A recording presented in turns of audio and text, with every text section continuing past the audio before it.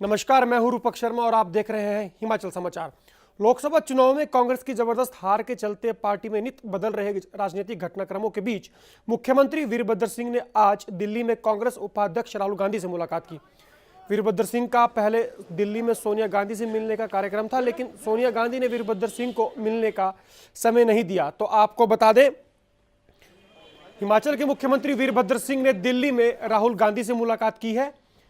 वीरभद्र सिंह को हालांकि सोनिया गांधी से भी मुलाकात करनी थी, लेकिन वो उनसे नहीं मिल पाए क्योंकि सोनिया गांधी के पास समय की थोड़ी कमी थी।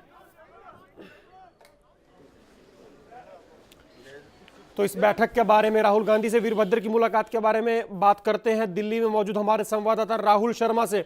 राहुल, वीरभद्र की राहुल से मुलाकात, क्या कुछ निकल कर आया सामने? देखिए रूपक जी, जिस तरह से लगातार संगठन में ये आवाज उठ रही थी चुनाव हारने के बाद के विपक्षी पार्टी लगातार वीरभद्र सिंह का इस्तीफा मांग रही थी और अपने आप को जो सारी कवायद थी वो दिल्ली लेकर आए थे वीरभद्र सिंह। कल आज उनकी मुलाकात होनी थी सुबह सुबह राहुल गांधी से, और प्रदेश की प्रभारी जो अंबिका सोनी है उनसे भी उनकी मुलाकात हुई है। सारी राजनीतिक जो दृष्टिकोण है हिमाचल का वो समझाया कि किस तरह से हार के कारणों पर चर्चा भी की गई है। और लगातार एक विपक्षी खेला है कांग्रेस के अंदर जो खुद कह रहा है कि वीरभद्र सिंह को इस्तीफा दे देना चाहिए। तो इसी सारे सिलसिले को लेकर आज राहुल गांधी के सामने सफाई पेश करने गए थे वीरभद्र सिंह, और अपनी जो प्रदेश प्रभारी अंबिका सोनी उनके पास भी गए थे बताने के लिए क्या चल रहा है हिमाचल की राजनीति के अंदर। लेकिन सोनिया गांधी से ये वक्त मांग किया था, लेकिन सूत्र बता रहे हैं समय नहीं मिल पाया है उन्हें सोनिया गांधी जी के समय यहाँ पे। राहुल, वीरभद्र का सोनिया से मिलने का कार्यक्रम था, जैसा कि आपने बताया किसी कारण से सोनिया उनसे नहीं मिल पाई। ऐसा तो नहीं वीरभद्र से सोनिया नाराज थी इसलिए नहीं मिली? देखिए बिल्कुल, जिस तरह से परफॉर्मेंस हुआ है, अगर हिमाचल प्रदेश की बात करें, चारों लोकसभा सीटें हारने वाली विधानसभा सीट थी वो भी नहीं बचा पाए वीरभद्र। तो कहीं ना कहीं सवाल जरूर उठ रही है कि क्या हिमाचल प्रदेश में सरकार अच्छे काम नहीं कर पा रही थी, वजह रही है फिर इतनी बुरी हार हुई है। जो मंडी परंपरा में सीट मारी जाती है कांग्रेस की, वहां से खुद प्रतिभा सिंह मुख्यमंत्री की संपत्ति थी, वो भी अपनी सीट नहीं बचा पाई है। तो हार की वजह से हो सकता है कि सोनिया गांधी ने उन्हें समय ना दिया हो, क्योंकि जो हमारे पास खबरें आ रही है वक्त मांगा गया था सोनिया गांधी के यहाँ पे, लेकिन अपॉइंटमेंट नहीं दिया है सोनिया गांधी से। कहीं ना कहीं नाराजगी की भी खबरें आ रही है। राहुल, कोई ऐसी खबर आपको मिल पाई हो कि वीरभद्र विरोधी गुट दिल्ली में एक्टिव हो, उसका कोई सोनिया गांधी या राहुल गांधी से मिलने का कार्यक्रम है?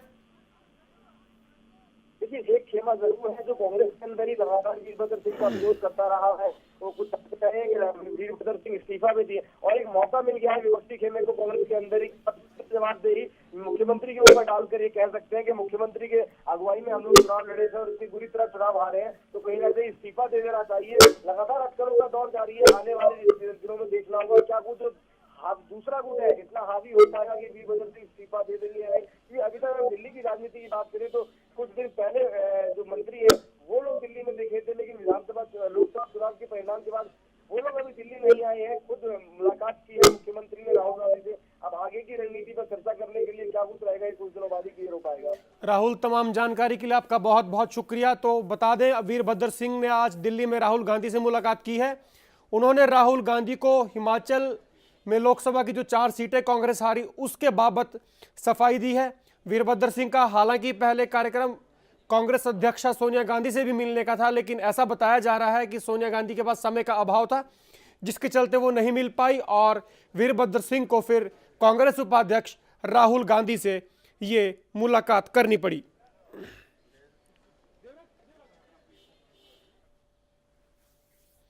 मंडी लोकसभा सीट से जीत हासिल करने वाले बीजेपी सांसद रामस्वरूप शर्मा का कहना है कि जनता मंडी में राजशाही से मुक्ति चाहती थी, इसलिए उन्हें जीत मिली। उन्होंने कहा कि पूरा देश मोदी को पीएम बनते देखना चाहता था, इसलिए लोगों ने रिकॉर्ड मतदान करके बीजेपी के पक्ष में मतदान किया। रामस्वरूप शर्मा के मुताबिक अगर वीरभद्र सिंह में जरा सी भी नैतिकता बाकी है तो उन्हें अपना पद छोड़ देना चाहिए।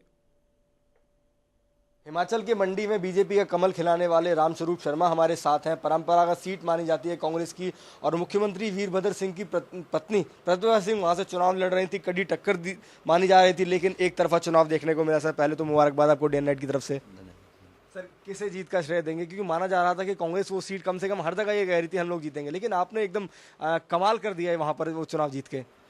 नहीं, ये सारा श्रेय तो मंडी पार्लियामेंट्री के मतदाताओं को जाता है, और हमारे राष्ट्रीय नेता भारत के प्रधानमंत्री बनने वाले आदरणीय नरेंद्र मोदी जी को जाता है कि पूरा प्रदेश, पूरा देश उनको प्रधानमंत्री के रूप में देखना चाहता था। और दूसरा, मंडी के मतदाता कई दशकों से राजा रानियों के, महाराजाओं का जो कष्ट झेलते आए थे और वो चाहते थे कि ये मंडी पार्लियामेंट्री राजा रानियों से मुक्त हो। इसलिए हर समुदाय ने, हर वर्ग ने दिल से मुझे वोट डाला और मैं जीता हूँ। आपको लगता है कि मुख्यमंत्री को पूरी तरह से जनता ने नकार दिया कि चारों की चारों लोकसभा ऐसा पहली बार हुआ है जब बीजेपी जीत रही हो, और एक जो विधानसभा थी वो भी कांग्रेस हार गई, तो लगता है कि जनता ने पूरी तरह से नकार दिया है? और अगर नैतिकता के आधार पर इस्तीफा भी बनता है मुख्यमंत्री का? और हिमाचल प्रदेश में तो चारों की चारों सीटों में बुरी तरह कांग्रेस हारी है और इतनी बड़ी हार उनकी पार्टी की हुई है और उनका दायित्व बनता है। मैं तो एक नेता के या कार्यकर्ता के नाते उनसे एक अनुरोध करूंगा कि एक दायित्व बनता है आदमी का, व्यक्ति का, बड़े पद में रहे हैं, कि जब पूरा प्रदेश ने कांग्रेस पार्टी को और उनकी सरकार को किनारे करके रख दिया, तो जैसे बिहार के इस्तीफा दे दिया, कई प्रांतों में कई लोग इस्तीफा देने वाले हैं, तो उनका दायित्व बनता है कि वो उन्हें त्यागपत्र देना चाहिए। क्या वजह मानते हैं कि इतनी करारी शिकस्त हुई है कांग्रेस की? पूरे देश में भी हुई है और हिमाचल के अंदर चारों सीटें हैं, बल्कि अभी चुनाव हुए थे विधानसभा, उसमें बीजेपी हार गई थी। क्या वजह रही जो जनता ने कांग्रेस को नकार दिया? हिमाचल में थोड़ी भिन्नता है, क्योंकि वीरभद्र जी चुनाव लड़े थे तो बहुत वादे किए थे, ऐसे वादे किए थे कभी पूरे होने वाले नहीं थे। उन्होंने 1.5 वर्ष में कोई वादा पूरा नहीं किया।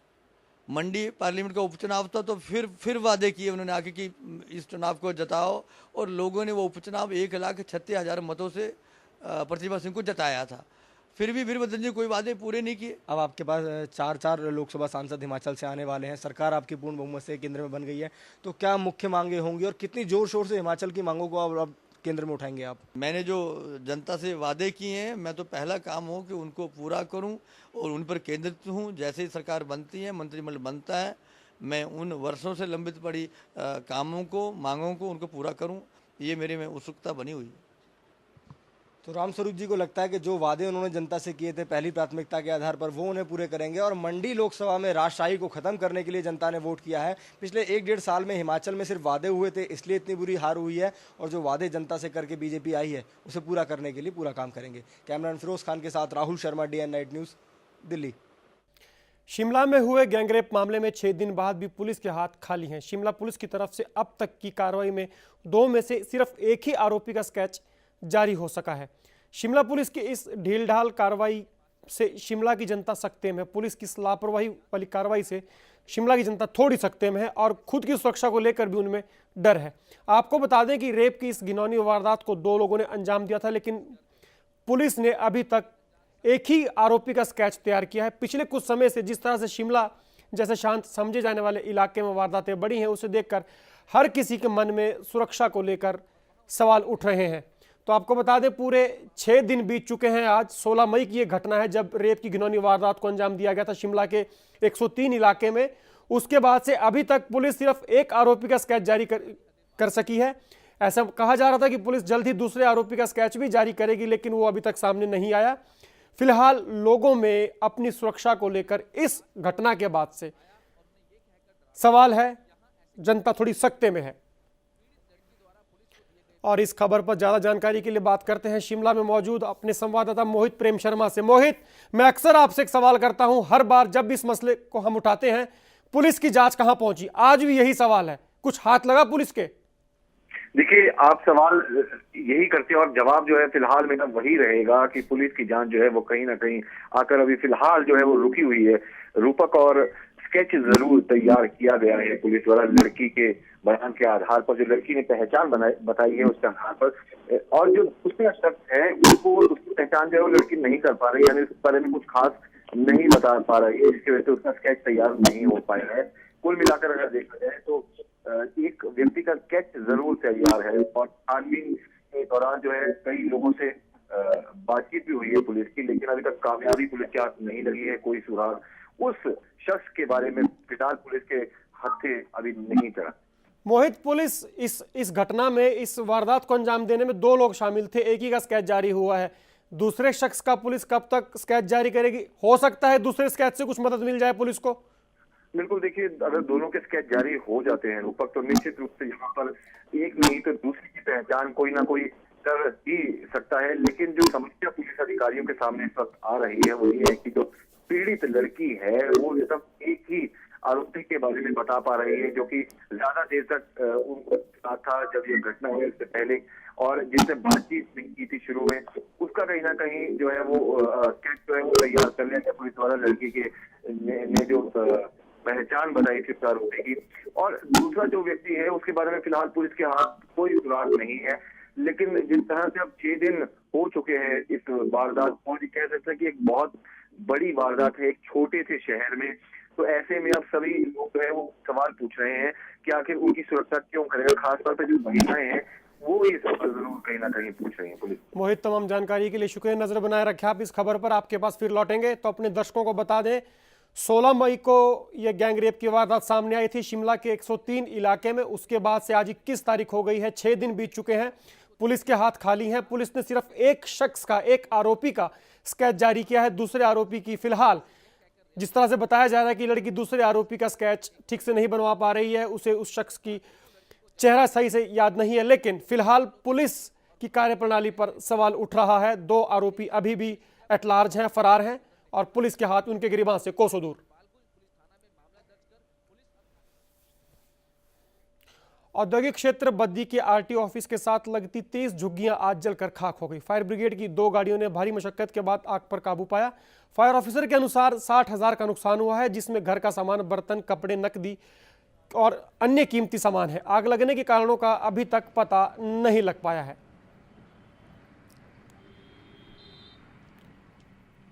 तो आग की इस घटना पर बात करते हैं बद्दी में मौजूद हमारे संवाददाता जगत से। जगत, आग लगने के कारणों का फिलहाल पता नहीं लग पाया है, कैसे आग लगी ये तो फिलहाल नहीं मालूम, लेकिन कोई घायल हुआ हो, किसी को कोई जान नुकसान?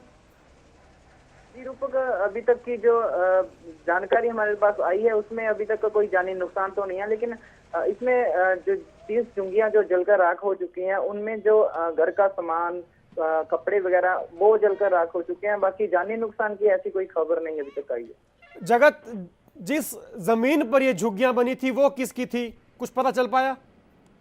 जी बताना चाहता हूँ, ये आरटीओ ऑफिस के साथ लगती थोड़ी हरियाणा साइड में झुंगियां है। प्राइवेट लैंड की बताई जा रही है कि किस प्राइवेट आदमी ने ये झुंगियां किराए पर दे रखी थी वहां पे। लेकिन पुलिस ने अभी मामला दर्ज कर लिया है पूरे मामले को देखकर। उसके खिलाफ भी कार्रवाई की जा रही है। जो प्राइवेट लैंड में जिस आदमी की लैंड थी उसके खिलाफ कार्रवाई की जा रही है अभी। बहुत बहुत शुक्रिया जगत आपको इस जानकारी के लिए। तो बद्दी में आरटीओ ऑफिस के करीब 30 झुग्गियों में आग लग गई। किसी जानी नुकसान की खबर नहीं है, लेकिन 60,000 रुपये के नुकसान का आकलन किया जा रहा है, जिसमें कुछ कीमती सामान भी था। लोगों का वो जलकर खाक हो गया।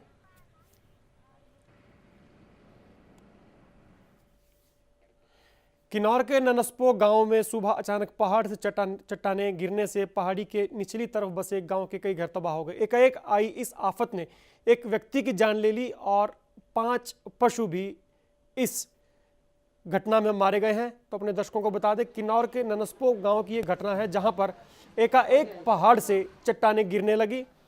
चट्टानों के गिरने से गांव के कुछ घरों को नुकसान पहुंचा है।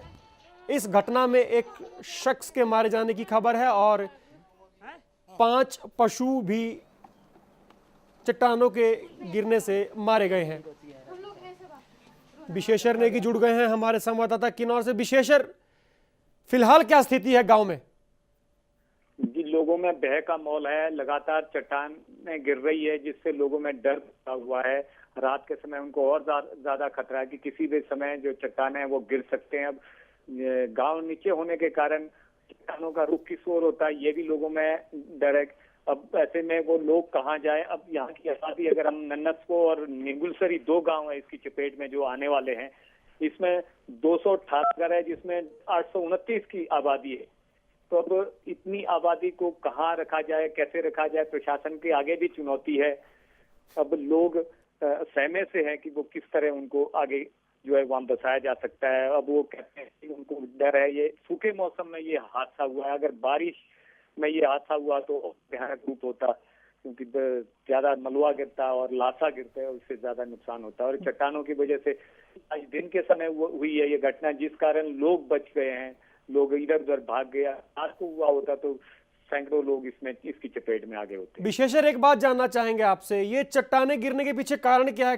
कारण क्या है? इलाके में कोई बारिश वगैरह हुई थी क्या जिसके चलते चट्टाने गिरी?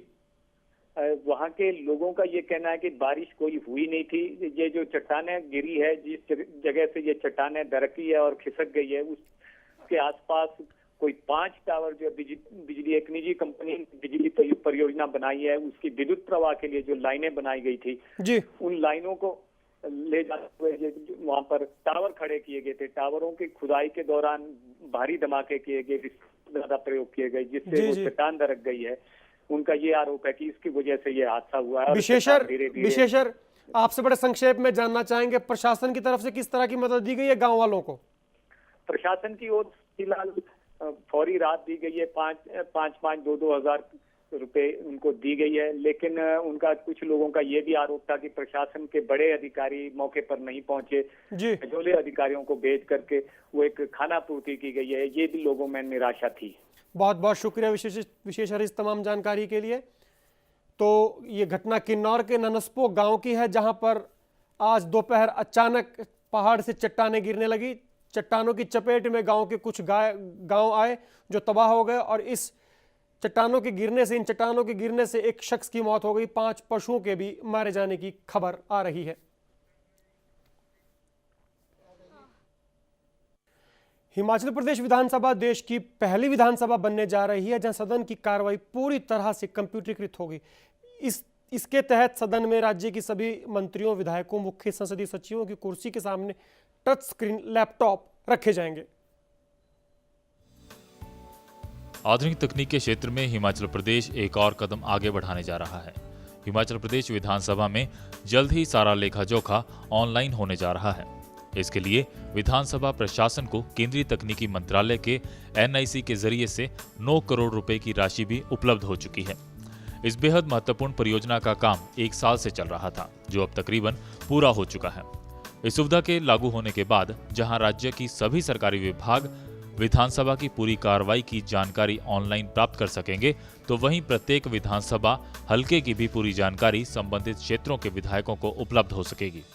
वहीं जहां अभी विधानसभा सदस्यों को सदन में अपने सवाल पूछने के लिए कागजों से लैस फाइलें अपने साथ लानी पड़ती हैं, वहीं सेवा की शुरुआत के बाद तमाम सदस्य ऑनलाइन ही अपने प्रश्न सदन में पूछ पाएंगे।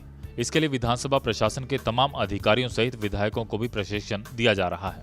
विधानसभा अध्यक्ष बृजबिहारी लाल बुटेल ने कहा कि योजना के शुरू होने के बाद विधानसभा लगभग पूरी तरह से कागज मुक्त हो जाएगी। वहीं इससे हर सत्र में करीब 9 से 10 लाख रुपए की बचत भी होगी। ये अभी प्रोजेक्ट पूरा हो गया है, लेकिन अभी कुछ लोग ट्रेनिंग ले रहे हैं, कुछ हमारे विधानसभा के ट्रेनिंग ले रहे हैं। फिर एक ऑफिसर्स की मीटिंग हमने गवर्नमेंट की रखी है, वहाँ पर हर एक डिपार्टमेंट को हम इसे कनेक्ट करेंगे और अपना जो भी उनका काम है, काम कहा जाए, वो ऑनलाइन जो है रहेगा। और यहाँ जो बात करनी है सेशन के दौरान भी उनको भाग दौड़ करने की ज़रूरत नहीं है, वहाँ पर दफ्तर में बैठकर ही वो हमारी प्रश्नों का उत्तर दे सकते हैं। वहीं इस आधुनिक योजना के शुरू होने का इंतजार अब सभी को है।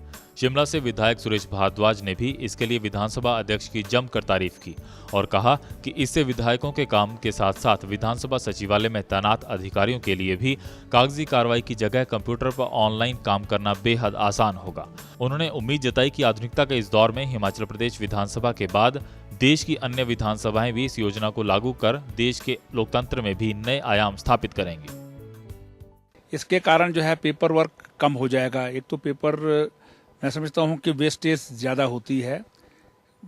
बहुत सारे जो है वो पेपर्स आते हैं विधानसभा से, लेकिन ये बड़े कई बार जो है दुख से कहना पड़ता है कि बहुत सारे लोग जो हैं वो उन पेपर्स को पढ़ते भी नहीं हैं, और कई बार जो है वो समय ही नहीं होता है कि उन पेपर्स को पढ़ा जाए।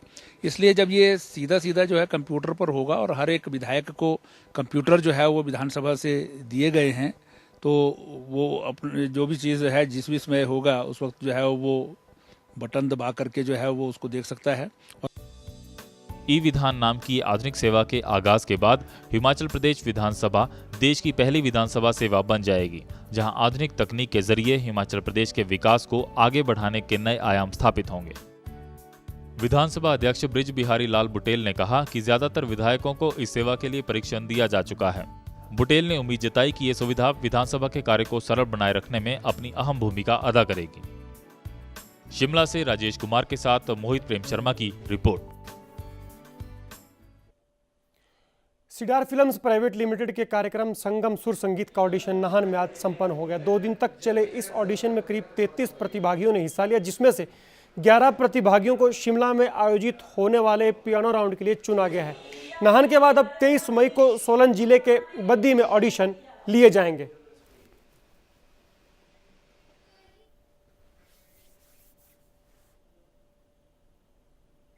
हिमाचल समाचार में आज इतना ही, लेकिन आपसे कल फिर होगी मुलाकात। तब तक दीजिए इजाजत। नमस्कार। खबरों की दुनिया में आइए, हमारे साथ कहीं भी और कभी भी जुड़िए। हम मिलेंगे फेसबुक पर, हम दिखेंगे यूट्यूब पर, हमें फॉलो कीजिए ट्विटर पर। खबरों के साथ बने रहिए रात दिन।